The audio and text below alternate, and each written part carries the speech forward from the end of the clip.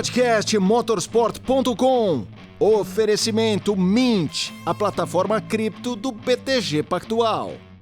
Estamos no ar! Este é o podcast motorsport.com, edição de número 358, num oferecimento de Mint, Bitcoin e criptomoedas. Invista na Mint, a plataforma cripto do BTG Pactual. Ao meu lado, mais uma vez, você já observa Carlos Costa, que me substituiu na última semana, super bem, não vou reclamar, mas eu não vou reclamar também da categoria, do nível e de quem a gente está falando aqui, de Christian Fittipaldi, mais uma vez com a gente aqui, eu de coração, eu sou suspeito para falar, já a gente estava conversando aqui antes do programa começar sobre, eu estava chorando quando ele anunciou a sua aposentadoria das pistas, porque eu via ele desde quando era criança, olha que eu já tenho idade, enfim, mas bom, Christian... Eu, então, tenho muito mais que você, né? Christian, obrigado, eu sei que está corrido aqui, especialmente nesses últimos dias, você está vindo da Stock Car lá de Campo Grande, a gente laçou você aqui para bater um papo com a gente, mais uma vez, obrigado, viu? Imagina, é um prazer poder estar aqui com todo mundo, com vocês, e família Motorsport, a gente já se conhece há muitos anos, né? Vocês, o Felipe foi colega meu de trabalho lá na Jovem Pan durante alguns anos. Ele ficava pouco aqui no Brasil, né? Porque ele ia cobrir as corridas, eu ficava... Eu, Theo José, Karsug. Que elenco, hein? Então, a gente ficava aqui no Brasil e ele tava na guerra lá nas pistas. Com histórias muito boas também, que inclusive ele já falou aqui pra gente. Agora, senhores, Fórmula 1 tem um novo velho líder, depois de 6 meses, mais ou menos. Lando Norris volta à liderança do campeonato. Um pontinho só a diferença contra o Oscar Piastri. Verstappen ainda diminuindo a diferença agora para o líder, né? Mas não foi tão bem assim. A minha pergunta para a gente iniciar o nosso papo aqui é, depois de tantas críticas, né, no decorrer aí dos últimos meses, questão da parte mental e tal, é uma espécie de liderança cala-boca de Lando Norris para com os críticos, com os torcedores, fãs, né? Foi vaiado, inclusive. É uma liderança meio que, olha, toma o seu aí porque eu sou bom no que estou fazendo nesse negócio aqui. O que você acha, Christian? Ele, sem dúvida nenhuma, ele fez uma corrida no México, não só a corrida, né? O final de semana inteiro completamente impecável. Na corrida, brincou com todo mundo, sobrou. Me lembrou muito, alguns anos atrás, o que o Max fazia com o resto do grid quando, enfim, performar ele sempre performou e ainda continua performando, mas quando o carro dele realmente tinha uma vantagem em relação aos outros. Agora, um comentário que eu achei bem interessante foi um comentário do Stella, que tinha falado, México City meio que ajuda um pouco a maneira de guiar do Lando, então a gente acredita que ele teve um pouquinho de vantagem por causa disso, porque ele gosta dos lugares que tem menos aderência, ele se dá melhor com isso, então de repente ele conseguiu capitalizar nessa oportunidade, aproveitou um final de semana que o Piastri, eu diria que teve fraco, e se a gente voltar algumas corridas atrás, desde Baku tem vindo assim, né? Ele parece que ele nunca mais conseguiu sair daquele buraco de Baku. Agora, se é porque está chegando perto do final do ano, a pressão é grande, ele chegou a estar liderando o campeonato com uma margem relativamente, eu diria, não sei se grande é a palavra certa, mas uma margem confortável, principalmente em relação ao companheiro de equipe dele, e de repente ele está vendo tudo isso se desmoronar.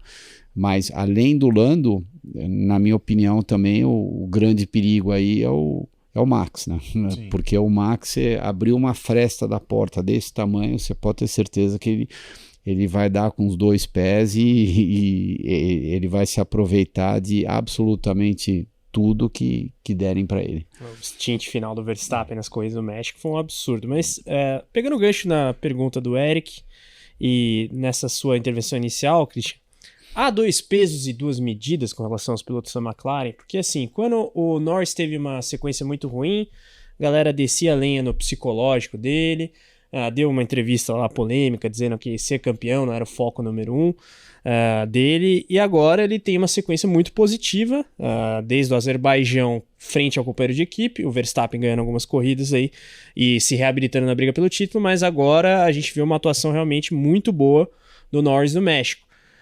E o Piastri, até pela personalidade talvez um pouco mais discreta e tudo mais, acaba, digamos, caindo na análise da pressão que sofre um piloto que briga pelo título e não necessariamente uma fraqueza mental que muita gente acusa o Norris de ter. Você vê essa, digamos, questão de 2 pesos e 2 medidas para os pilotos da McLaren?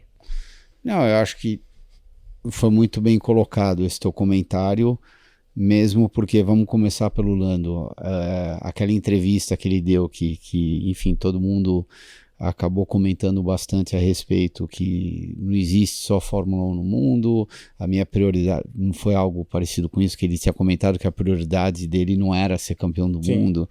Então, começando pelo Lando, a minha interpretação disso daí é que ele é uma pessoa pública, ele é um esportista público, e eu acho que quando você tá nesse nível, ainda mais no nível que ele tá, que é um nível tão alto, existem algumas coisas que você não deve dividir com os outros e você deve guardar para você mesmo, independente se você acha que ser campeão do mundo é a coisa mais importante para você na tua vida ou não. Porém, você tem que guardar para você, porque a interpretação que várias outras pessoas podem fazer pode ser muito diferente. Então, ele vai falar, ele vai comentar a mesma frase, vai passar o mesmo pensamento dele, só que você pode interpretar de um jeito, você do outro e eu do outro. E não tem nada errado.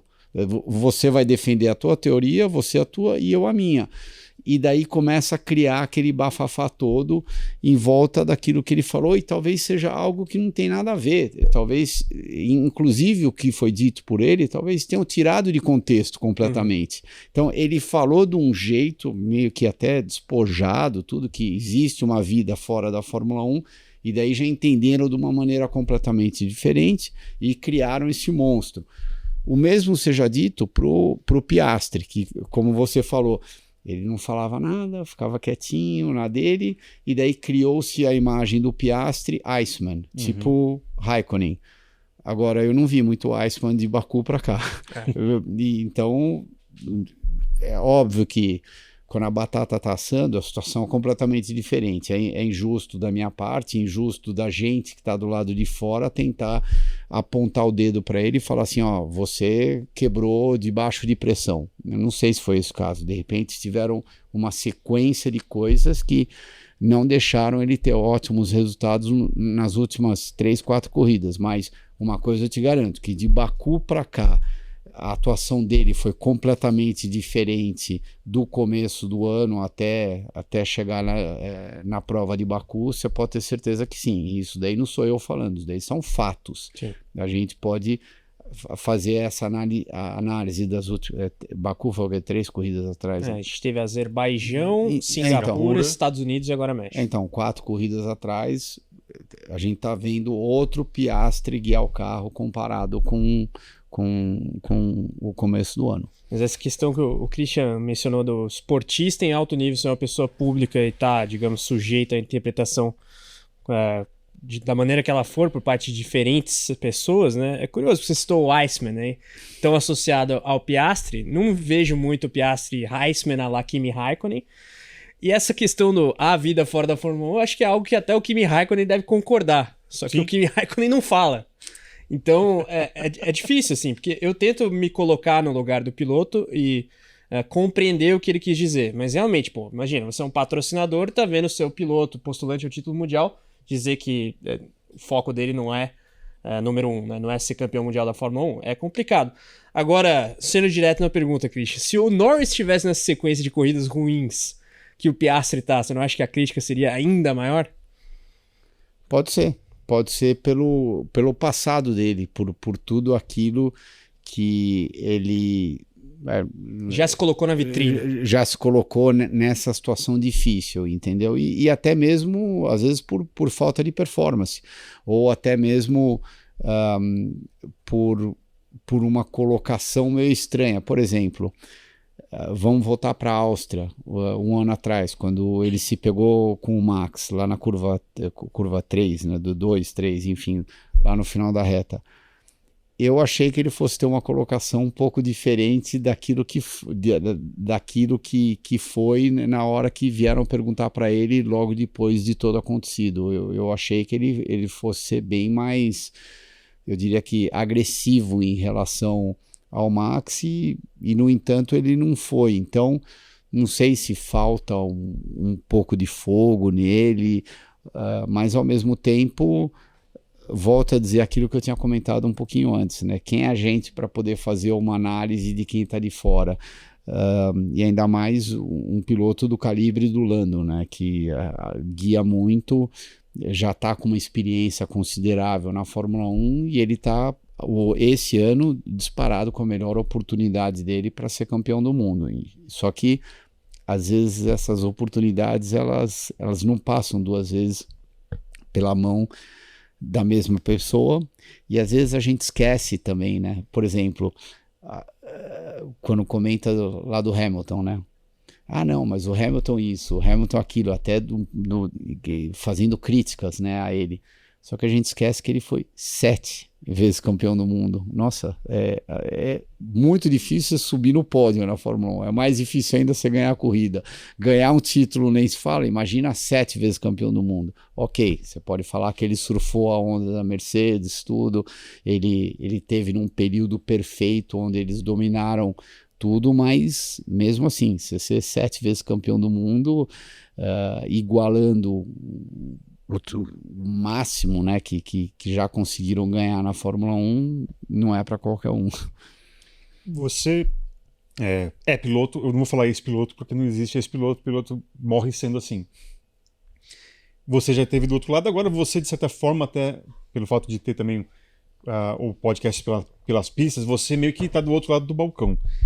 De fato, o que se fala na imprensa hoje, ou até nas redes sociais, pode mudar a maneira de um piloto pensar, até mesmo de pilotar isso? Quanto você imagina que o que se fala fora da pista interfere na pilotagem, no dia a dia do piloto na pista? Você imagina que as críticas ao Norris, e agora as que o Piastri vem recebendo, de alguma maneira mexe com o piloto na hora do vamos ver? E são pilotos de diferentes eras. Você, uma era pré-rede social, eles cresceram com redes sociais. Né? Eu acho que não. Eu acho que mexe quando ele está fora do carro, mas não mexe quando ele está dentro do carro. Entrou no box, já... Porque você não vai conseguir mudar a índole dele como piloto. Então você não vai conseguir fazer um piloto que não é agressivo, de repente virar agressivo e vice-versa. Um cara, tudo bem, às vezes você consegue puxar o freio de mão de um que é extremamente agressivo, mas ele sempre vai ter aquelas situações onde de repente ele vai passar do ponto. A gente não tem esse poder, você imagina? A gente, que eu digo, a imprensa não tem esse poder de mudar o comportamento de um piloto por causa de uma crítica. Imprensa, os fãs, enfim. Os fãs. Elementos externos à pista. Não, eu acho que vocês podem pesar um pouquinho, mas eu acredito que não. Agora, um manager que seja extremamente próximo dele, uma equipe que seja extremamente próxima desse piloto, eu acredito que eles consigam mudar um piloto. E mudar sempre o que é muito agressivo ou muito rápido para desacelerar ele, porque alguém que não é tão agressivo ou alguém que não é tão rápido, eu sinceramente nunca vi você fazer ele virar mais rápido. É bem mais difícil você ir nesse caminho. Mas, por exemplo, puxar o freio de mão em alguém que esteja passando um pouco do ponto, sim, essas coisas existem. E eu acho que parte disso também você adquire com a sua maturidade.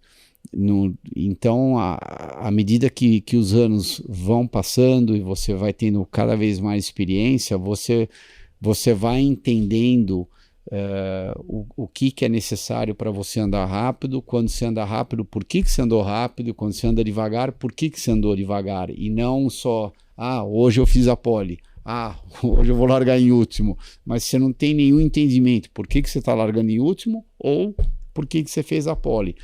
A partir do momento que você consegue entender o que foi que te ajudou a fazer a pole, se foi uma volta extremamente boa sua, se o carro está conectado com você, se falta um pouco de frente, traseira, se falta chassi, se falta motor, se falta uma interpretação do engenheiro para te dar, por exemplo, o pneu no momento perfeito da volta, se eu quero fazer a minha volta mais rápida, por exemplo, na segunda ou na terceira volta, a temperatura vai estar junta com a pressão do pneu para você alinhar tudo perfeito para você conseguir extrair o máximo de um carro de corrida. E sinceramente, o único que eu vejo que está mais próximo disso, ou quem está mais próximo disso hoje em dia, chama-se Max Verstappen.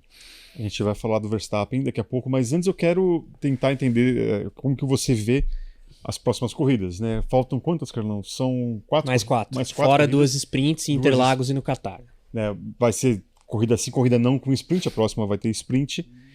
Como que você vê essa briga, né? Como é que o campeonato pode se desenrolar? Tem a questão do Verstappen, mas pensando especificamente na dupla da McLaren, que em tese tem o melhor carro da temporada, tanto que já conseguiu o título do Mundial de Construtores já há um tempão já, né? Como que você observa essa briga, como ela pode se desenrolar até o final?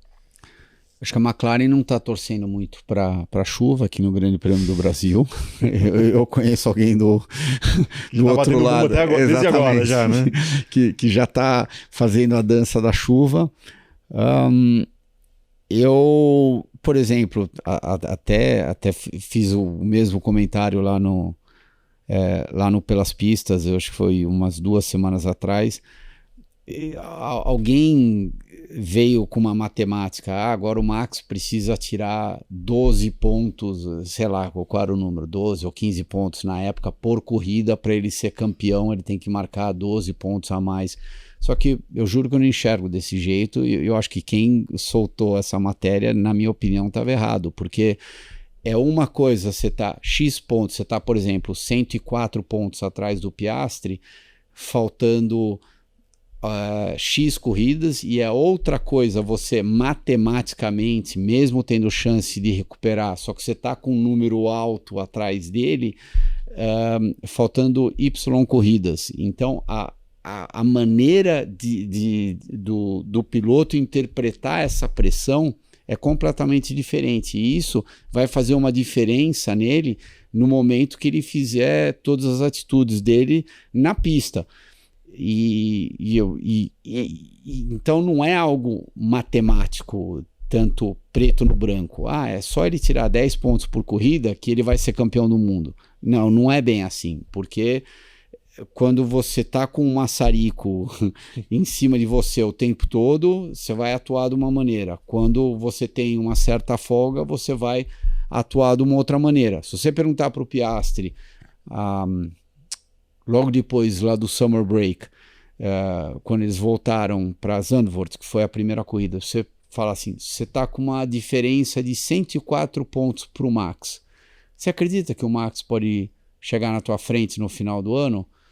Eu tenho certeza que publicamente ele ia responder algo político, só que internamente, entre ele, o Stella, o Zac Brown e os próximos, o Weber, os próximos dele, o Max já ia ser carta fora do baralho, para você ver como as coisas mudam.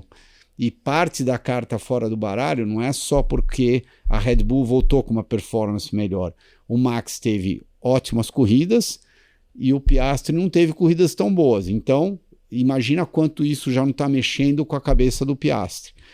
Sem falar no fato que, de quando eles voltaram de Zandvoort em diante até o México, sem contar o México agora, o Piastri e o Lando tinham marcado a mesma quantidade de pontos que o Max sozinho. Então, o Max voltou muito mais forte, né? Sem dúvida. E a questão técnica do carro, acho que também é um fator muito importante, que a Red Bull está aí nesse impulso de seguir o desenvolvimento do RB21, a McLaren já dá oficialmente para encerrar o desenvolvimento do carro deste ano, embora faça ajustes ali de pista a pista, né? Como é que você vê aí, Christian, daqui para frente, a tendência relativa a essas duas equipes, e claro, no caso da Red Bull, a gente fala do Verstappen, o Tsunoda tá em um outro pelotão, coloquemos assim. Claro, no caso do Brasil, acho que vale duas análises, o Brasil no seco e o Brasil na chuva, que você já brincou. Lembrando só, 357 pontos o Norris agora, Piastri 1 ponto atrás, Verstappen 321. Então, está no páreo. Acho que podemos chegar a esse consenso. Depende de alguma coisa? Depende, mas tá no páreo. Mas para pensar, 356 você falou do Piastri, né? Isso. A 321. Essa diferença chegou a estar em 104 pontos. Não, o que ele cortou da diferença é um absurdo. Tanto que eu acho que agora, depois que o Max, depois do começo do ano, a Grande Prêmio da Espanha foi qual corrida? Barcelona? Deixa eu ver aqui, ó. Acho que foi a corrida 6 ou 7, não foi? Eu acho que é a 8. A 8, né? 2, 3, 4, 5, 6, 7, 8, 9. A 9ª. Então, tá bom.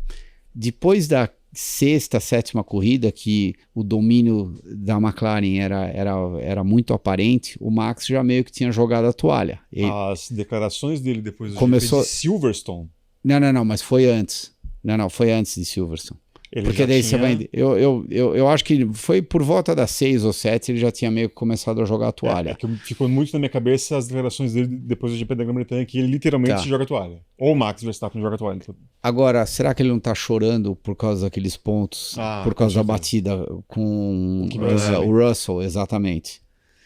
Então, talvez esses pontos para ele façam uma diferença no final do ano, né? As coisas esse ano na Fórmula 1 elas são bem dinâmicas, porque, na minha opinião, fizeram um trabalho muito bom no regulamento, então deixando tudo mais apertado, mais restrito e não abrindo tanto o regulamento, que nem era na minha época. Sim. Até. Por exemplo, na minha época, do começo do grid até o final do grid, tinha algumas pistas que era 4 segundos. 3 segundos e meio, 4 segundos. E não é porque o primeiro guiava muito mais que o cara que estava em último, é porque a diferença de carro naquela época era gigantesca, era brutal. Hoje em dia, não. O próprio Berman é um exemplo disso.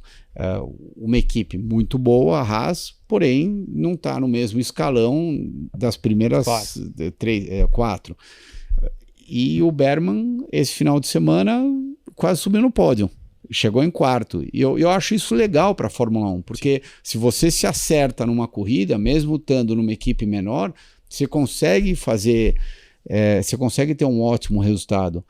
Na minha época, eu lembro que, se você terminasse nos pontos, é que nem se fosse uma vitória. Depois, só pontuava entre os 6 primeiros, então só era do primeiro ao 6º. Tinha uma dinâmica completamente diferente de hoje em dia. Eu sei que a gente fugiu um pouco da sua pergunta. Voltando à sua pergunta, como é que eu enxergo o Max até o final do ano? Foi isso, né? Até as próximas. Max e Red Bull versus McLaren nas pistas pela frente aí. Mas se você quiser blocar aí, fique mais que à vontade, Christian. Eu acho que o Verstappen vai totalmente agressivo, franco atirador, e vai tentar entrar na cabeça dos caras. Não tem muito. Ele vai ser completamente agressivo. Eu espero que ele não passe do ponto, porque eu achei que ele brincou um pouco com a sorte no final da reta, esse final de semana no México. Sim, o Leclerc, para dar espaço para o Hamilton, a gente pode falar que deu uma apertada neles. Quer saber? Eu nem acho que foi de propósito. Eu acho que foi aquela movimentação que dá no final da reta. Os carros foram para o México. Do momento da largada até a curva 1 é a maior reta que tem. Então a quantidade de vácuo que você pega naquela reta é meio que gigantesco. E daí eu até tinha comentado, né? A bolha assassina vai juntando, né? Vai um meio que quase engavetando em cima do outro, e daí na hora da freada, no final da reta, é normal um carro mexer um pouquinho, é normal você ir um pouco para a direita, um pouco para a esquerda. E a hora que o Max tentou passar todo mundo não, só um tal de Charles Leclerc e um tal de Hamilton também por fora, freando com 2 rodas do outro lado da zebra e metade do carro pegando em cima da zebra, e você vê o que estava soltando de sujeira atrás do carro, você pode ter certeza que foi claro, muito claro para mim. O carro pegou embaixo, não freou, ele foi reto e passou pela grama. Agora a questão poderia ter danificado o carro dele logo na primeira curva.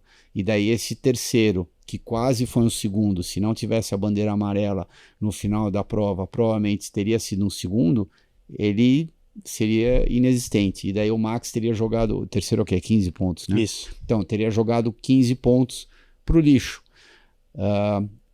Considerando tudo isso, eu achei que o final de semana dele foi muito positivo, porque poderia ter sido muito pior. Muito, muito pior. E se você analisar por outro lado, ele foi para o México 44 pontos. Ele estava exatos 40 do Piastri. Norris a 14 do Piastri. Agora ele está a 36 do líder. Ele então, reduziu. Ele conseguiu tirar 4 pontos. Não é ideal? Não é ideal, mas ele conseguiu tirar 4 pontos. Agora ele está vindo para um cenário onde as condições do Brasil com certeza favorecem muito mais o Max do que a Mercedes. A McLaren, desculpa. E eu acho que nas próximas corridas, vamos ver o que é. Então, Las Vegas, Qatar e Abu Dhabi. Qatar com corrida sprint. Las Vegas é frio, né? Corrida noturna. Mercedes talvez seja um fator. A Ferrari acabou sendo um fator esse fim de semana agora. A Ferrari não dá pra você contar com nada. Ferrari bem nem pro mal, né? Impressionante. Eu acho que Interlagos e Qatar, Interlagos no seco e Qatar, eu acho que são favoráveis à McLaren. E daí as outras duas, eu diria que é 50-50, Vegas tendencioso a ser Max. Interessante. Agora, você falou da questão da largada do Verstappen. Como que você analisa a não punição dele? Eu acho que você já deu a dica. E também no embate dele com o Hamilton, que acabou também virando uma punição para o inglês. Ele não teve nenhuma vantagem. Acho que o Christian falou do risco que ele correu, mais do que de punição. Exatamente, do risco. Mas ele não teve nenhuma. Óbvio, ele já tinha passado pelo Russell. Ele já tinha passado porque ele largou melhor que o Russell. Então, ele já estava na frente do Russell lá no final da reta. E ele foi colocado naquela situação. Eu acho que os comissários analisaram da maneira que ele tudo bem, de repente ele foi super agressivo, quase tenha passado o limite, mas ele também foi colocado numa situação que ele não tinha mais espaço. Dinâmica de largada, né? Dinâmica de largada. Se você perguntar para mim o que você teria feito diferente, talvez o que eu teria feito diferente, porque estou disputando o campeonato do mundo, em vez de eu tentar passar os dois freando na zebra, eu teria freado na mesma zebra, porque o Leclerc me colocou naquela posição, só que eu teria freado um pouquinho antes. Paciência, os dois entraram na minha frente, eu ia entrar atrás deles, ia tentar fazer a ultrapassagem em outro momento. Será que ele foi muito agressivo? A gente daí vai ficar debatendo isso o dia inteiro, né? Porque de repente, se ele for campeão do mundo no final do ano, vão falar, foi por causa do terceiro lugar dele no México. Se ele não tivesse passado as duas Ferraris, ele teria chego atrás do Hamilton, e daí não teria feito a diferença dos pontos, que nem quando ele passou o Hamilton no final da reta. Ele estava longe, ele não estava perto do Hamilton. E o carro dele escorregou um pouquinho, escorregou à frente, ele encostou no Hamilton. Foi um dive bomb aquilo? Foi um dive bomb total, do mesmo jeito que o Russell tinha feito com ele lá em Austin, exatamente igual. Só que o Max conseguiu se dar bem e o Russell não conseguiu. Ele escapa também exatamente, daí ele não conseguiu. Não, e para ser sincero, os dois guiaram muito bem lá, porque o Max percebeu que o Russell estava vindo e o Max acabou dando um pouco mais de espaço para ele, indo lá fora na curva de Austin. Isso, lá de Austin, porque se o Max quisesse forçar a onda e ficasse bem apertadinho lá em Austin, pode ter certeza que os dois teriam batido. E o choro do Russell depois do incidente da largada é só sugestionando. Total. Por quê? Porque ele estava chorando. Tanto que a gente pode ver no caso lá do Leclerc, que também foi reto pela grama. Primeira coisa que o Leclerc fez foi devolver a posição. A primeira coisa que o Max fez, só que foi uma curva depois, ou foi duas curvas, também foi devolver a posição. Então, que vantagem que você teve? Diferente do Hamilton. Sim. O Hamilton levou vantagem, porque o Hamilton estava todo mundo junto, o Hamilton saiu o quê? 2, 3 segundos na frente.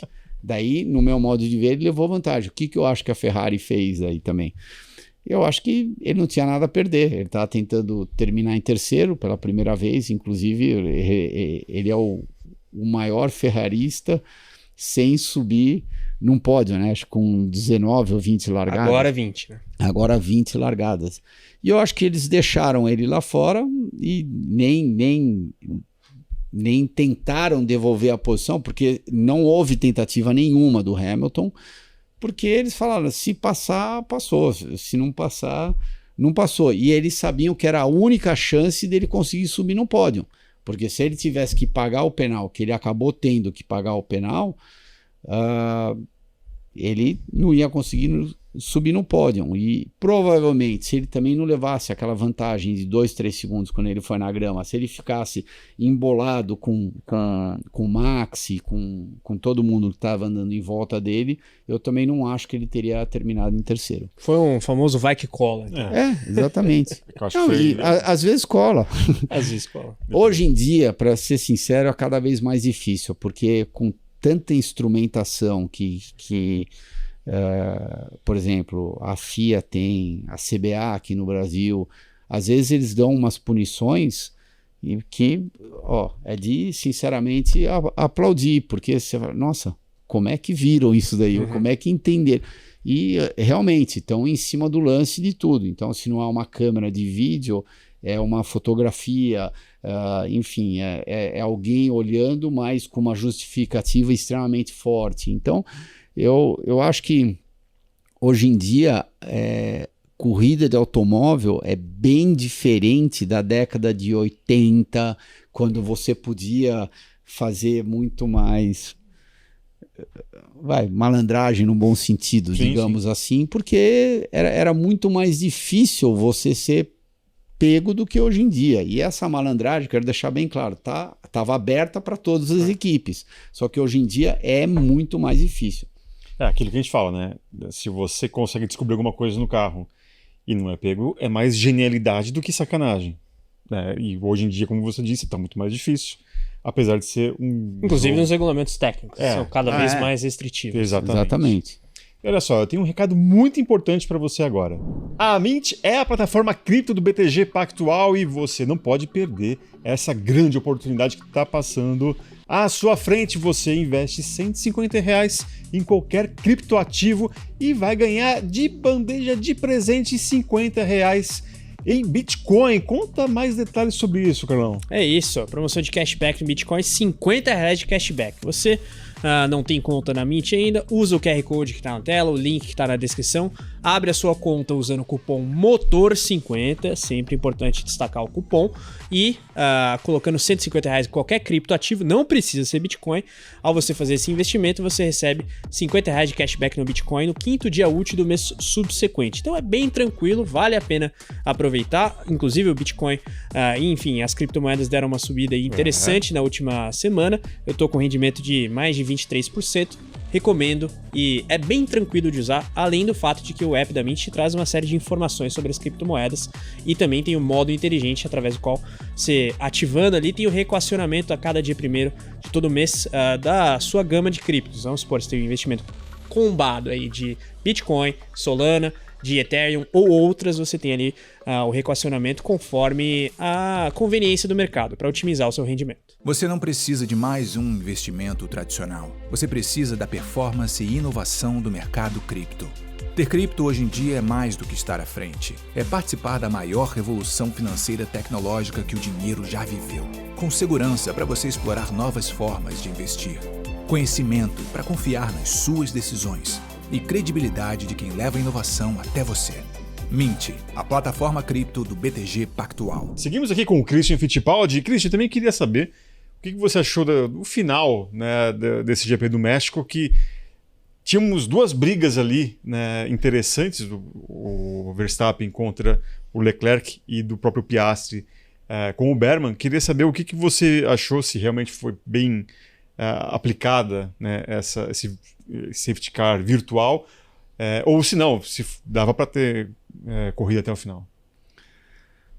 Bom, metade das pessoas vão achar que dava para ter corrido até o final, metade vão achar que não dava. Daí teve a situação que a hora que o Sainz parou, não sei, talvez teve um princípio de incêndio no carro dele, não foi isso. Então, do jeito que eu acho que que eu enxergo safety car virtual é, por exemplo, é uma bandeira amarela que você está obrigando todo mundo a desacelerar. Porque na bandeira amarela, quando você como piloto recebe a bandeira amarela, e eu vou ser franco, aberto, sincero, foi comigo assim a vida inteira, eu tenho certeza que é com todos os outros pilotos, você não desacelera, você não anda mais rápido. Talvez numa situação pontual você não vem em 101%, você vem em 98% dando uma margem. O que você não faz é você naquele ponto de bandeira amarela, naquela curva, você não se coloca em risco. Ou seja, você não vai tentar uma ultrapassagem do mesmo jeito que você não vai tentar uma disputa com ninguém, você não vai tentar fechar alguém, você não vai se colocar em risco. Eu acho que para resolver isso daí com o safety car virtual, já que eles têm aquele controlinho mágico de, ok, vamos fazer todo mundo andar... O delta. Exatamente, sei lá, bem devagarzinho,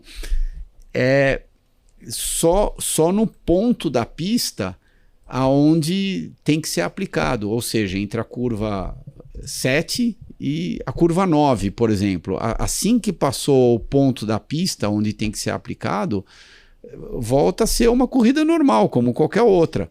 E não deixar por mais tempo até limpar a pista inteira, até tá tudo em ordem, para de repente soltarem todo mundo. Eu meio que faria desse jeito. A bandeira amarela localizada ali, né? Que talvez pudesse ter sido um pouco mais, digamos, feliz para a nossa audiência enquanto espectadores aqui do GP do México. Christian, você falou rapidamente da situação do Hamilton na Ferrari. A gente abordou a ida do piloto britânico para o time de Maranello com você em outras ocasiões aqui. E você fala bastante disso também no Pelas Pistas. Queria que você analisasse esse momento agora mais para a reta final do campeonato. Tem a quebra do recorde negativo do Didier Pironi, mas me parece que ele está um pouco mais entrosado com a equipe. Como é que você vê esse momento, a reta final do campeonato? Claro, ano que vem a gente vai ter que esperar para ver o projeto, mas... eu, pelo menos, não sei a opinião do Eric, da galera que nos assiste, estou vendo alguns indícios positivos da relação Hamilton e Ferrari. Como é que você vê? Eu acho que ele começou muito bem, tanto quando ele foi para Sepang na segunda... foi Sepang? China, né? China. Não, China não é Sepang? Não, é Xangai. Xangai. Sepang é Malásia. Desculpa, exatamente. Então, quando ele foi para Xangai na segunda corrida, que ele ganhou a sprint... eu fiquei surpreso. Todo mundo. Né? Então eu falei, uau, o tal do Hamilton voltou com tudo, ele vai dar trabalho. Agora, vamos pensar por outro lado. O Leclerc está com a faca nos dentes, está no auge da carreira dele, está com muito menos idade que o Hamilton, está numa situação, eu diria que de vida e profissional bem diferente do Hamilton.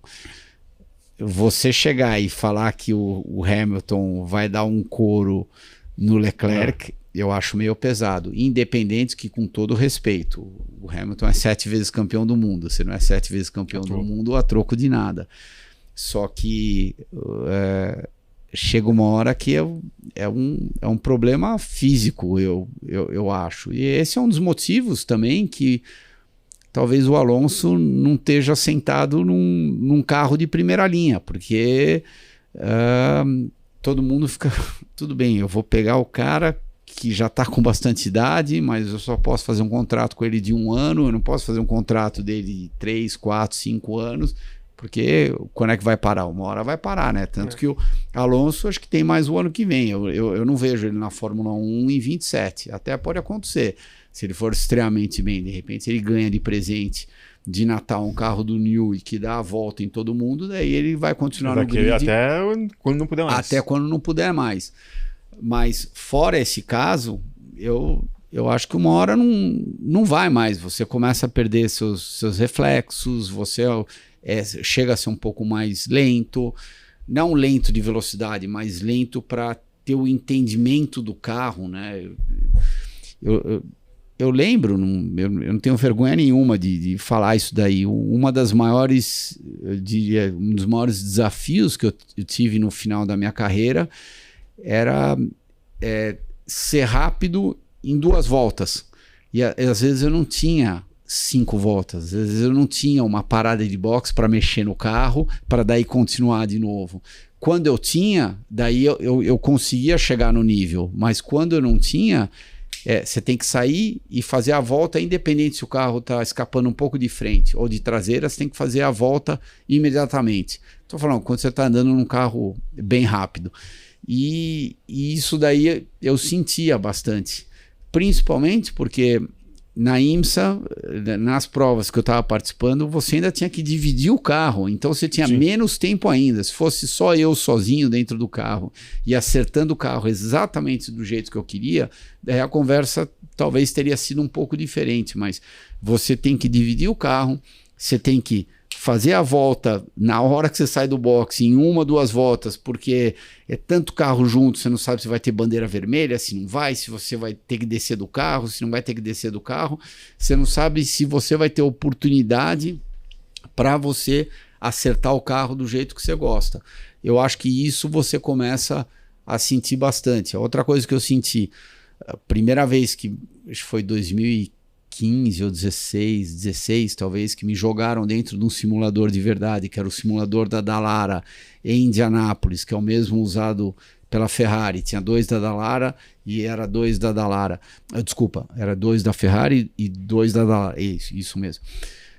Primeira vez que eu sentei no simulador, que era um monocoque de IMSA, e pediam pra gente ir com a indumentária toda, macacão, capacete, luva, tudo. Eu dei 1,5 volta mais ou menos, apertei o botão vermelho e falei, eu vou vomitar. Então, eu passei mal a primeira vez. Por quê? Porque a escola simulador não é a minha escola. Eu aprendi a guiar com tudo que eu sentia nas costas, na bunda, G lateral, G frontal, enfim, desaceleração. Sim. Então, para mim, é algo completamente diferente da molecada de hoje em dia que aprende a guiar com os olhos.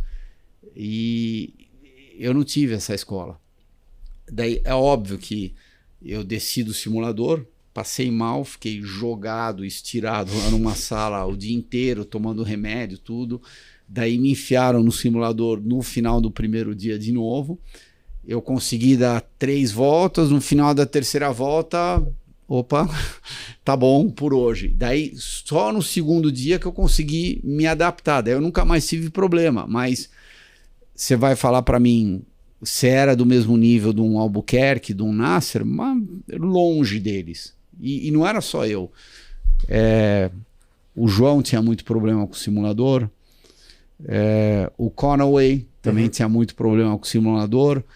Enfim, porque a gente vem de outra escola. E um dia bom meu, no final, quando eu já estava com bastante experiência no simulador, Daytona, que é uma pista fácil, sentava o Nasser e a hora que ele descia do simulador, eu montava no simulador, eu tomava 1 segundo dele, numa pista fácil. Daytona. Quando eu ia para Watkins Glen, esse delta aumentava para 3 segundos, 4 segundos. 4 segundos, esquece. Eu acho que te mando embora antes de você sentar no carro. É óbvio que isso daí não ia acontecer nunca. Então, vai mudando. O automobilismo vai mudando, a Fórmula 1 vai mudando. Então, quem está sendo preparado para correr de Fórmula 1 hoje em dia já está sendo preparado com um chip completamente diferente do Hamilton, do Alonso. Esses dois têm a experiência, sim, que isso conta bastante, mas eles vão se adaptando à realidade de hoje em dia. Os novos, eles vão sendo criados com a realidade de hoje em dia, e aí tem uma diferença muito grande. Mal comparando, é que nem você dá um smartphone para um moleque de 15 anos e dá um smartphone para alguém de 50. Ou para mim, vai. Mas Não, você não precisa ir muito longe. Eu nunca ensinei nada para minha filha de telefone. Nunca. Um belo dia, ela fez assim na tela. A hora que ela fez assim na tela, ela percebeu que mudou alguma coisa. Tô falando dela com, sei lá, 1 ano e pouco. A hora que ela percebeu que mudou alguma coisa, abriu uma janela operacional gigantesca para ela, né? Agora, você acha que é difícil entrar na cabeça de cada um desses pilotos, especialmente Hamilton e Alonso. Você acha que, na verdade, eles não tiveram essa percepção ainda, ou já tiveram e querem, de alguma maneira, melhorar e até o fim disso para tentar melhorar neste novo cenário que é bem diferente do início da carreira deles? O Alonso já correu de Ferrari, né? Então ele já meio que ticou aquela caixa. Agora, o Hamilton, se você perguntar para mim o que eu achei da ida dele para Ferrari, eu achei a coisa mais normal do mundo, porque querendo ou não, falem bem ou falem mal, é o sonho de qualquer piloto um dia poder guiar pela Ferrari. E é óbvio que se eles conseguirem guiar pela Ferrari com sucesso, daí, pelo amor de Deus, daí você vai blindar esse sonho e vai ser utopia isso daí. Então eu achei mais que normal. Ele teve a oportunidade, por que não fazer? Ele sabe que ele está mais perto do final da carreira dele do que do começo da carreira dele. Eu não tenho nada a perder. Eu vou guiar uma Ferrari no final da minha carreira e ao invés de terminar minha carreira na Mercedes. Vai ser assim. Eu já fui, sei lá quantas vezes campeão do mundo pela Mercedes. Eu acho que eu já praticamente conquistei tudo. Então vamos terminar de Ferrari. Eu também teria, desculpa, só para finalizar, eu também teria feito exatamente a mesma coisa que ele. Eu acho que vocês também teriam feito a mesma coisa. Ainda mais ele, que foi 7 vezes campeão do mundo, não é alguém que está brigando para ganhar o título pela primeira vez. Será que eu vou para a Ferrari? De repente é a última chance da minha vida. Porque se a Ferrari não andar, eu não vou ter outra oportunidade em outra equipe competitiva. Só que no caso dele, ele não tinha nada a perder. E agora, depois de um período aí, né, sem pontuar, o Gabriel Bortoleto, ele volta a pontuar no GP do México e vive a sua primeira temporada, acho que sobes e desces, né, altos e baixos. Como que você viu esse fim de semana e também esse atual momento dele, que agora também vai ter a experiência de correr em casa no Brasil e tudo que cerca uma corrida em casa? Provavelmente ele vai acordar com um pouquinho de dor de barriga. Não, mas dor de barriga, eu diria que de nervosismo, sei lá, domingo de manhã ou sábado, no caso, que ele vai correr na sprint. Não, é legal, óbvio, brincadeiras à parte. Eu desejo toda a sorte do mundo para o Gabriel. É uma sensação que só quem é brasileiro e só quem pôde passar por isso sabe exatamente como é que é. Então, ele continuar fazendo, tentar focar na corrida como se fosse um grande prêmio como qualquer outro. E na hora que ele está fora do carro, daí ele tenta se abrir para o Gabriel Bortoleto brasileiro, correndo no Brasil, e tentar ser o mais possível carinhoso com todo mundo, e principalmente todo mundo que está apoiando ele e sempre apoiou ele desde o começo da carreira dele. Mas a parte disso, a hora que ele colocar o capacete, é tentar olhar para o S do Senna como se fosse uma curva sentido horário, né? Porque a maioria das pistas é tudo sentido horário, aqui no Brasil que é anti-horário, uma curva normal como qualquer outra, sentar, acelerar e tentar andar na frente do Hulk, que, diga-se de passagem, na minha opinião, está uma temporada muito, muito equilibrada. Teve alguns momentos que o Hulk estava performando melhor que ele, e teve outros momentos que claramente o Gabriel estava melhor, mas eu acho que ele está, enfim, tendo uma temporada de estreia muito forte. Agora, o timing do P10 aí no México, muito bom por estar vindo para o Brasil para a corrida em casa. Já tinha gente bastante crítica ao Bortoleto por causa do fim de semana ruim dele de Austin. Austin é uma pista complicada, tem a questão das ondulações, digamos que o simulador não é lá dos mais fidedignos para o GP dos Estados Unidos. Fim de semana de formato sprint e ele nunca tinha corrido lá. No México, acho que o fato de ter três treinos livres ajudou bastante. E a execução de corrida dele foi muito elogiada, inclusive, pelo Jonathan Whitley, o chefe da Sauber. A gente ainda vê muita gente criticando, sei lá, dá uma sequência muito boa, como foi a pernada europeia do Gabriel, em pistas que ele correu na Fórmula 3, na Fórmula 2, até na Freca. Aí tem 2, 3 corridas ruins, ou que não acontecem da maneira desejada. Nos deixou mal acostumado. Ele nos deixou mal acostumado. O pessoal acho que não tem assim uma ponderação no que esperar com relação a Sauber, que a Sauber não é uma equipe para brigar por Q3 toda hora.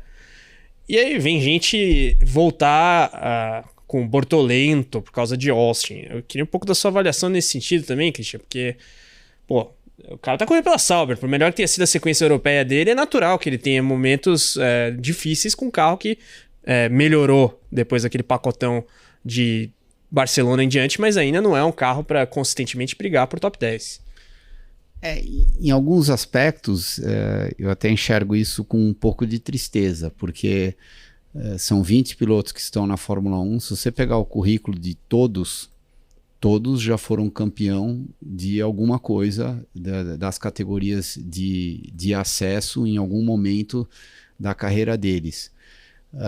E daí você escutar comentários, que nem você, não estou falando para você que fez, mas que nem você mencionou, que eu também já vi, não sei nem da onde que foi, mas eu também já cruzei com esse comentário Bortolento.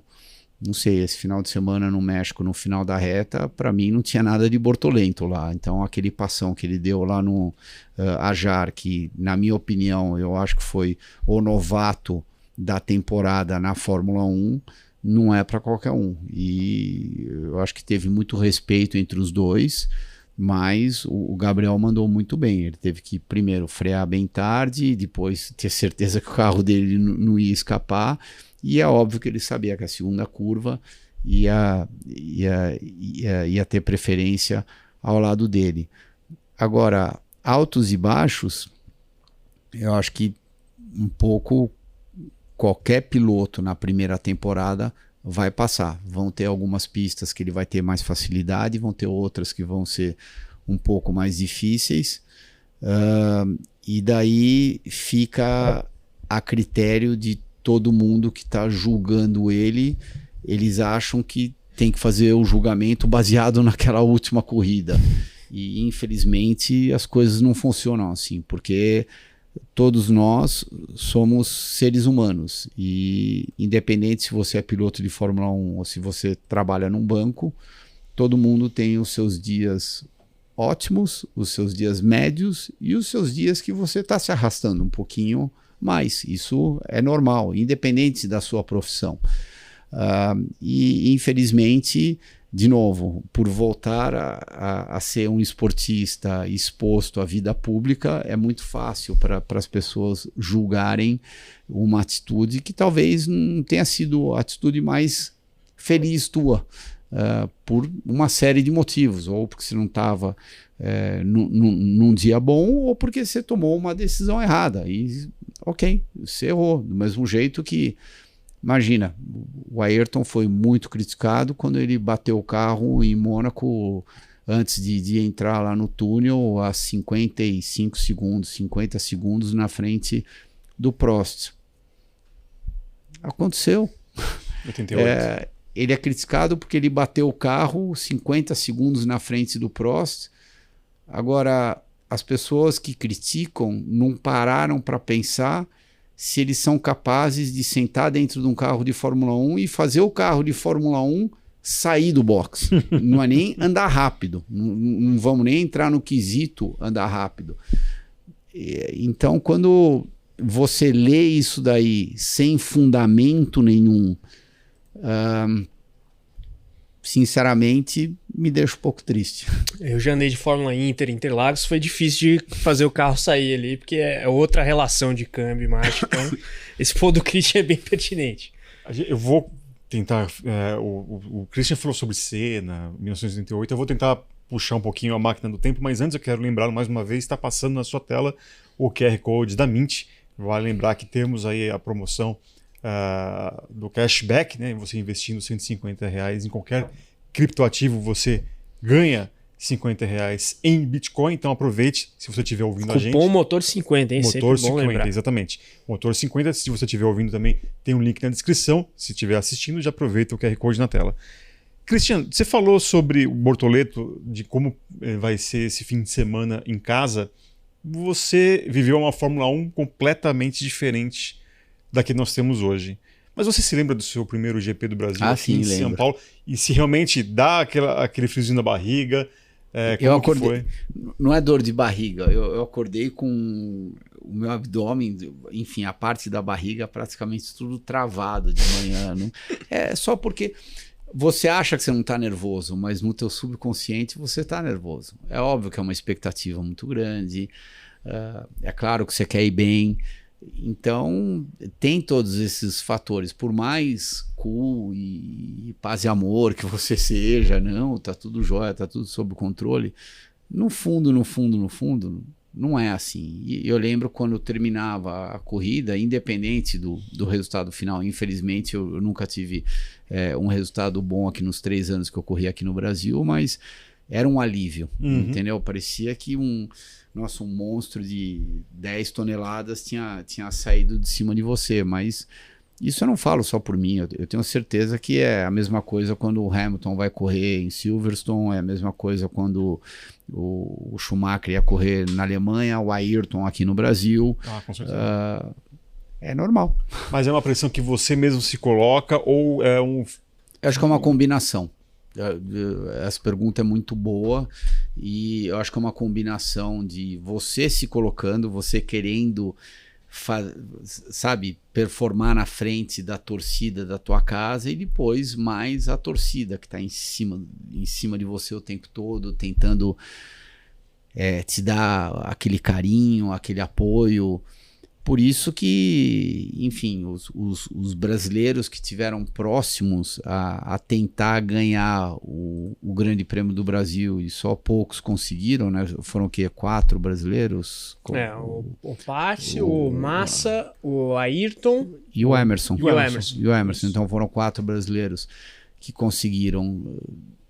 Se você perguntar para mim, você prefere ser campeão do mundo ou ganhar o Grande Prêmio do Brasil? É óbvio que ser campeão do mundo, mas o Grande Prêmio do Brasil não estaria muito longe do campeonato do mundo, sabe? É algo muito, muito especial, porque o carinho que você tem da torcida em geral é muito grande. Eu tava pensando no Rubinho, né, que acabou não conseguindo vencer aqui no Brasil. Depois de muitos anos ele venceu, inclusive, acho que nessa temporada 25 pela NASCAR Brasil. NASCAR Brasil, depois de muito tempo. Mas, falando de piloto brasileiro, Christian, a gente tá aí com o Rafa Câmara, com tudo acertado para correr pela Invicta na Fórmula 2. Rafa Câmara que chega embalado. Queria um pouquinho da sua visão sobre o nosso representante aí, pernambucano, integrante da Academia Ferrari, vai bater roda com Colton Herta e Companhia Limitada na Fórmula 2. Vai ser divertido de acompanhar a próxima temporada da F2 com o Emo Fittipaldi também, correndo pela Ajax. Eu acho que vai ser divertido, eu acho que não só eles dois, mas também outros que estão na Fórmula 3, então parece que agora deu uma engatada de novo de, pelo menos a princípio, uns 4 nomes de pilotos brasileiros que de repente possam se colocar na Fórmula 1. E o interessante que você falou é, de repente, os 2 brasileiros batendo roda com o Colton fez um caminho interessante para tentar chegar na Fórmula 1. Isso quer saber, de repente foi a única opção dele. Inicialmente, quando eu fiquei sabendo acho que na penúltima transmissão da Indy, foi quando começou a rolar todo o bafafá.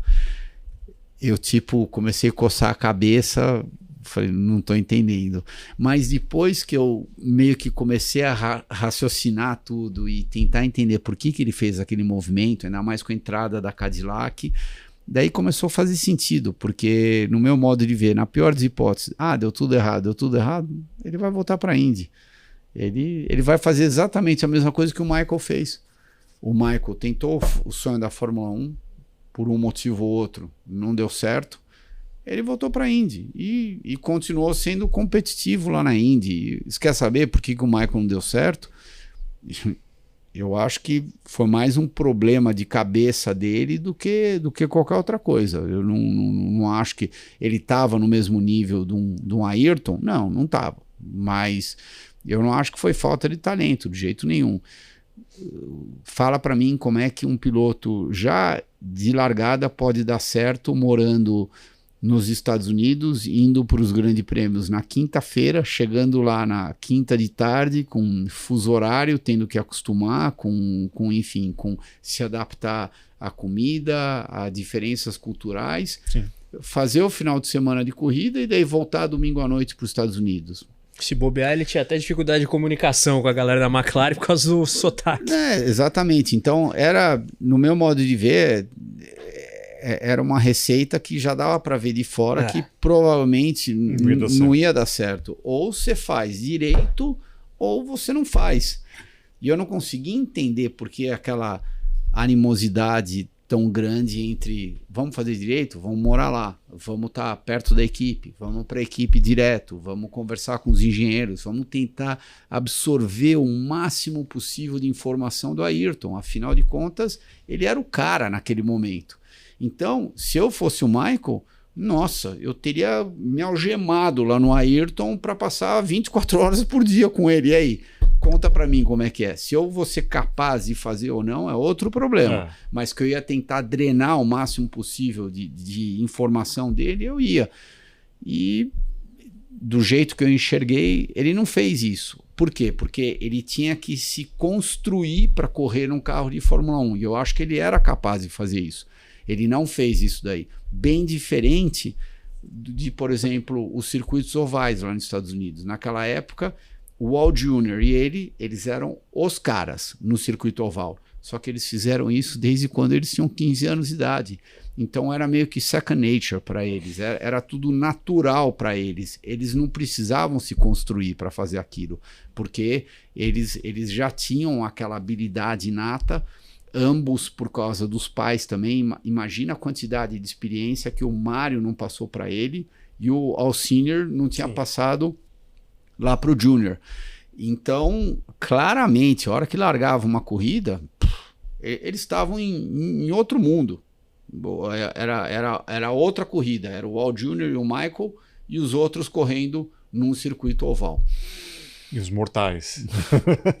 E é engraçado que essa adaptação também, ainda mais hoje que você tem recursos de adaptação, porque podem tornar isso mais fácil ou menos difícil. Imagino isso no início dos anos 90, né? Essa questão da adaptação a tudo, ao fuso horário, à conversa, ao diálogo, enfim. Realmente, como você disse, era um projeto que nasceu já ruim. Agora, falando, né, nas últimas semanas você tem visto bastante aqui, inclusive no nosso podcast, né, Carlão? Muita gente falando sobre o filme Stock Car Mais Rápido que o Tempo, que inclusive tem a participação do Christian Fittipaldi. Eu queria saber, Christian, o filme tem sido laureado aí bastante fora do Brasil, mas eu queria saber de você, da sua participação no filme, como você reviu o carro que seu pai guiou na Stock Car. Eu quero saber como é que foi ter esse momento, as gravações ali, os bastidores, se bateu emoção, como é que foi participar desse filme? Com certeza bateu emoção, afinal de contas, o meu pai acabou passando muitos anos na Stock, dentro da família Stock Car. Conseguiu ser vice-campeão brasileiro de Stock Car. E então você vê você poder acompanhar alguns carros que ele guiou, é claro que sempre acaba mexendo com você. Mas a Stock Car ela tem uma história interessante, uma história bonita também, desde o ano de estreia dela, que foi em 78, tem alguns períodos de altos e baixos, e tem períodos onde todo mundo realmente teve que se unir para conseguir passar algumas dificuldades, mas claramente, falem bem ou falem mal, ela é a categoria mais competitiva do automobilismo brasileiro, disparado da segunda. E como é que está sendo esse ano para você também, dentro da Escuderia Bandeiras e nos últimos finais de semana também, nas últimas etapas, um crescente dos pilotos da equipe? Inclusive com pódio esse último fim de semana, né? O Nelsinho acabou trazendo o nosso 5º pódio lá para a Escuderia Bandeiras, em Campo Grande, no sábado. Eu acho que tem sido muito bom. Se você fizer uma análise de como a gente está operando hoje em dia e como foi quando a gente foi para Interlagos, eu acho que internamente lá na equipe a gente até dá risada hoje em dia. Não porque a gente não tivesse preparado, mas é o que eu sempre falo para o Átila. 4 carros, uma equipe nova é um naviozinho. Uma equipe já existente e 2 carros, por exemplo, é um bote de borracha, onde deu algum problema, você tira o motor, você consegue virar ele em 1 segundo. Não é o nosso caso. O nosso caso, tudo leva um pouco mais de tempo para você conseguir direcionar ele ou para a direita ou para a esquerda. E a gente tenta acelerar esse processo da melhor maneira possível. E no acelerar existe o quesito humano, existe o quesito técnico, existe, enfim, várias eu diria que vertentes que rodeiam os desafios que você tem. E você tem que tentar manusear isso da melhor maneira possível. É claro que egos também, então você sempre tem que estar de bem com todo mundo, você sempre tem que estar motivando todo mundo, nunca um dia é igual ao outro. Esse final de semana foi um exemplo perfeito. O Enzo teve uma corrida muito difícil no sábado, e o Enzo, entre todos os carros da Bandeiras, é quem está melhor no campeonato. E não foi legal, não foi, ele não se acertou, o carro não estava bom, daí quando o carro não está bom, óbvio, o piloto não está confortável, daí ele não estando confortável acaba refletindo na performance dele na pista. Daí domingo de manhã ele chegou na pista, e eu olhei para ele, ele olhou para mim, a gente se cumprimentou, eu falei, nunca um dia é igual ao outro, vamos virar a página. Legal. Apesar de só ter passado, 12, 24 horas, nunca um dia igual ao outro. E, no entanto, no domingo ele provavelmente fez uma das melhores corridas da temporada dele. Então, você falar para mim, nossa, você virou o carro dele de ponta cabeça de um dia para o outro? Não viramos o carro dele de ponta cabeça. São pequenos ajustes que você faz.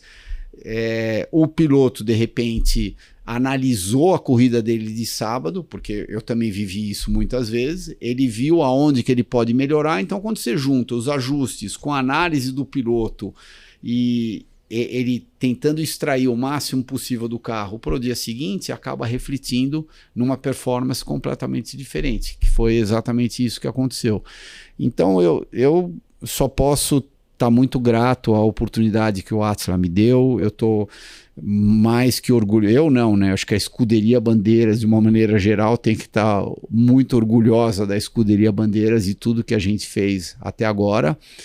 Mas é claro que as expectativas são grandes. Então, independente aonde a gente terminar o nosso primeiro ano, a nossa primeira temporada, é claro que quando a gente for para a temporada número 2, as expectativas são mais altas. E se elas não forem cumpridas, daí eu tenho certeza que algumas movimentações vão acontecer dentro da equipe, que é o natural de qualquer trabalho. É tentar analisar, ok, por que você não está performando? Tá bom, é por causa dessa pessoa, por causa dessa pessoa, por causa desses 3, é por causa desses 2. Uhum. E eu definitivamente antecipo mudanças, porque é claro que o Átila não está lá dentro para brincar, o Átila está lá dentro para ganhar corrida. Agora, se ele estivesse lá para brincar ou só para achar que é um hobbyzinho, daí o mindset, ou seja, todas as suas expectativas são completamente diferentes. E é isso aí. Falando ainda de automobilismo brasileiro, vale lembrar que neste fim de semana tem mais uma etapa da Mitsubishi Cup com cobertura completa do motorsport.com. Próxima etapa será lá em São João da Boa Vista.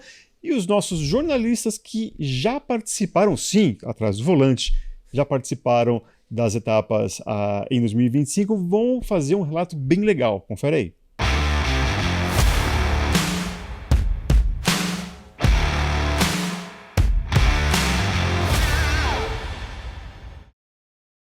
Oi, Eric, Carlos, um oi pro Christian também, para todo mundo que tá assistindo ao podcast e ouvindo o podcast do motorsport.com. Pois é, eu e a Lívia, a gente teve o prazer aí de participar da Meet Cup. A gente acabou correndo no mesmo lugar, mas em etapas diferentes. Em Canitar, eu fui na primeira de Canitar e ela foi na segunda. E ó, antes da gente contar como que foi, a gente já deixa avisado que a próxima etapa acontece em São João da Boa Vista, neste fim de semana. Então quem for da cidade vale a pena conferir, porque é um evento incrível. Mas vamos lá, né? Chamaram a gente aqui para poder falar sobre a experiência, então vamos falar. Você que teve há pouco tempo, Lívia, conta aí pro pessoal como é que foi. Olha, é muito divertido, assim, o final de semana em si. Sim. É uma experiência, você vive aquilo e é muito legal. A gente chega ali na sexta-feira, né? O evento é na sexta, no sábado. Então, na sexta você aproveita, tem massagem, tem várias experiências ali que você aproveita muito, conhece o pessoal. Churrasco, tem, né? O churrasco é muito gostoso, né? É verdade. Mas assim, a sexta-feira ela é muito divertida e é o momento pra você pegar ali, entender como que vai ser, ver que você já vai ficar suja de barro até dizer chega. Ou de poeira. Exato. Mas foi muito legal. O sábado também, entrar no carro é diferente. É uma né? experiência, assim, que eu nunca achei que eu ia ter. É verdade. Se você sair com o carro, gente, ele soltinho, assim, qualquer coisinha que você faz, o carro vai. Mas é muito legal. É legal e é diferente porque a gente, pelo menos pra gente que dirige, né, um carro de passeio de rua é muito diferente do carro de corrida. Sim. Somente um carro off-road, então a questão da embreagem, da marcha, a marcha parece ali um câmbio de ônibus e de caminhão, então é muito diferente de um carro tradicional. Então isso também vai trazendo essa, não é uma dificuldade, né, mas traz essa experiência diferente pra gente que tá tão acostumado a falar de carro, a dirigir carro, mas não pilotar um carro de corrida como foi, né, em Canitar. E é muito legal, como a própria Lívia disse, que na sexta a gente tem o briefing, então entende como vai ser ali a prova no sábado. E claro, a experiência de ter uma pessoa do lado falando curva tal, a não sei o que, vira tanto. É muita coisa que você tem que prestar atenção. E ali no briefing até é muito interessante, né, que eles explicam para os próprios navegadores, né, onde tem que prestar mais atenção, onde vira, o que faz. E aí você fica ali também tentando prestar atenção em tudo, mas aí você lembra, não, calma, ou eu foco no carro, ou eu foco em lembrar de tudo isso. E aí você só vai segura no volante e o navegador aqui como se fosse, né, um rádio no seu ouvido falando próxima curva, direita, não sei o quê. Aí ele, claro, a gente, né, como é inexperiente, ele ainda dá mais algumas dicas, né? Acho que aqui vale a pena reduzir, tarará, aqui você pode meter o pé, acelera. E a parte mais gostosa que é quando você pode meter o pé, levanta a poeira, joga o carro de lado, passa no mato e vai. Então, é uma experiência incrível. A gente teve a oportunidade de correr mais ou menos 30 quilômetros, um pouco mais, né? Nas nossas especiais. Então, é uma experiência que valeu muito. Mitsubishi Cup, nós estamos aqui disponíveis para a próxima. Pode chamar que a gente vai, porque é uma experiência única e muito incrível. Bom, acho que é isso, né? A gente fica por aqui. Um abraço para vocês aí da mesa. Tchau, tchau.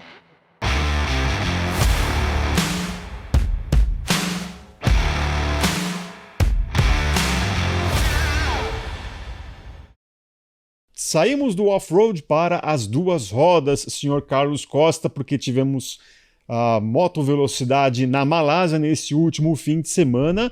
E o que o pessoal do Podcast vai curtir, ouvir, se inteirar no programa dessa semana? Vai curtir. Brasil na liderança. É isso aí. Moto2 com Diogo Moreira assumindo a ponta do campeonato. Diogo já confirmado na MotoGP via equipe LCR ano que vem, na briga pelo título na Moto2, e conseguiu assumir a ponta do campeonato nessa etapa de Sepang. A gente, claro, debateu isso no Podcast, nosso programa em parceria com a Yamaha Racing Brasil, trazendo a análise dele, Fausto Macieira. Vai daí, Fausto!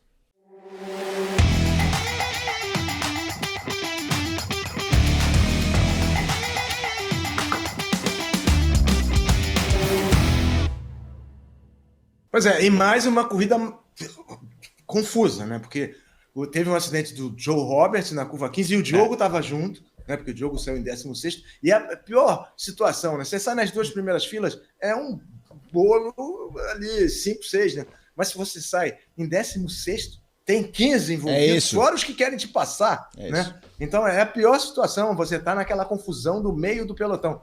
E o Diogo fez duas largadas E foi outro fator de tensão, né? Porque a moto do Roberts, ele caiu na curva 15, o Diogo estava logo atrás, né? Estava logo atrás, podia ter se envolvido naquele acidente. Os fiscais depois não tiveram como puxar a moto.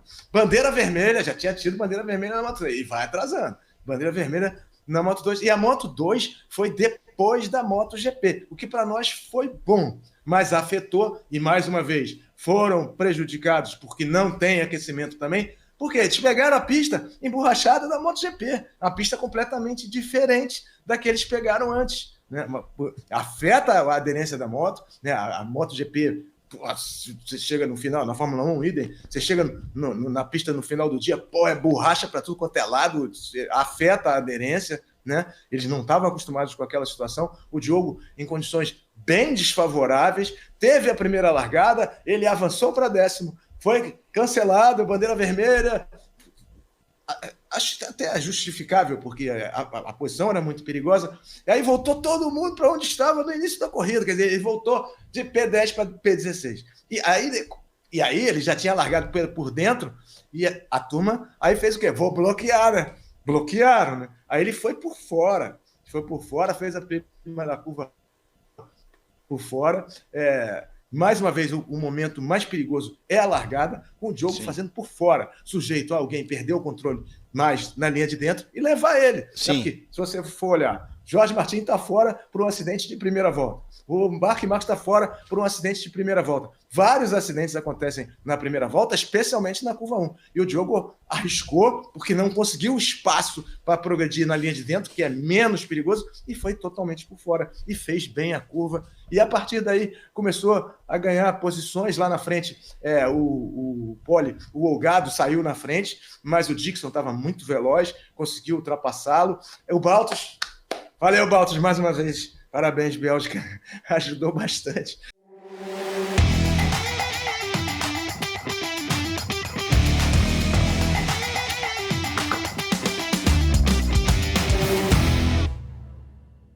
Olha só, quero agradecer demais, mais uma vez aqui ao Christian Fittipaldi por nos atender, e lembrando que a gente vai te encher mais a paciência aí para voltar aqui, porque agora você já veio aqui a primeira vez no nosso novo estúdio, vai, né, virar mais vezes aqui, mas de qualquer maneira, por hoje, eu gostaria de agradecer bastante a sua participação aqui.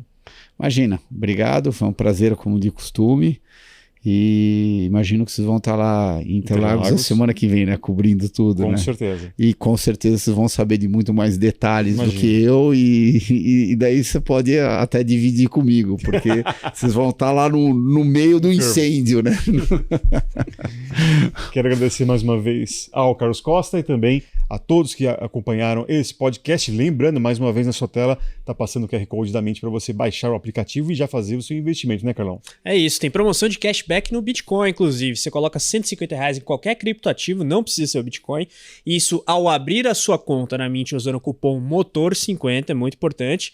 E aí você recebe no 5º dia útil do mês subsequente R$50 de cashback no Bitcoin. Então, bem simples, abre a conta, usa o cupom MOTOR50, coloca R$150 em qualquer cripto e recebe R$50 de cashback no Bitcoin até o 5º dia útil do seguinte mês. É isso aí, é o Motorsport, aliás, o podcast motorsport.com volta na próxima semana. Um grande abraço, tchau, tchau.